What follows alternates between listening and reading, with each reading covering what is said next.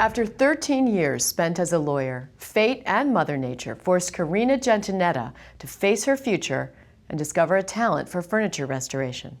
Now she's designing a new life, from New Orleans to New York. Whether it's on the go in Manhattan or working quietly in her New Orleans home, Karina Gentinetta wears her mix of Southern charm and sophistication well. Her home is a showcase, a testament to her designing talent and resiliency. Hurricane Katrina wiped it out. Life is very precarious. Here you have a beautiful home, you're a lawyer, you got everything that you want. That can all be gone in a second. So it's important to remember that if you do have that gnawing feeling or that feeling that you should be doing something else, then do it. Karina eventually listened to that inner voice.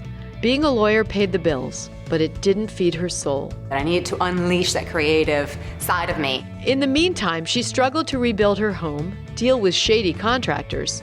Her husband and son were diagnosed with ADHD.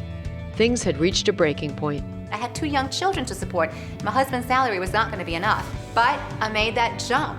Born in Argentina to Italian parents, she moved to the States at age 12. Karina understood the idea of starting over, and that leap of faith turned into a new career. My first initial idea was, if I make $300 a month, if I make $500 a month, it is something, and it will help pay that electrical bill. It was a way for me to stay at home and do what I like to do. So in 2009, Karina, a former art major, became a full-time self-schooled antiques dealer and furniture restorer, starting slow because finances were still an issue. I took $150 to a little town in Louisiana that had some antiques.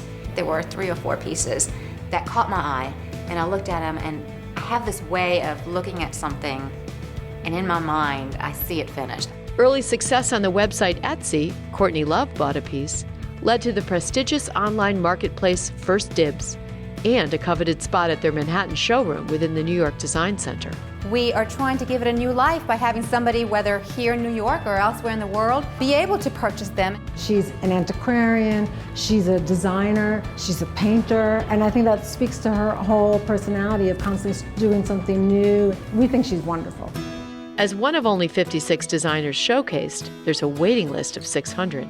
Karina is honored to be a part of it. My things started being seen not just by a local community, but also by a worldwide community. And I started to sell to people that I had never dreamed I would sell to. Including Michael Kors and Courtney Cox.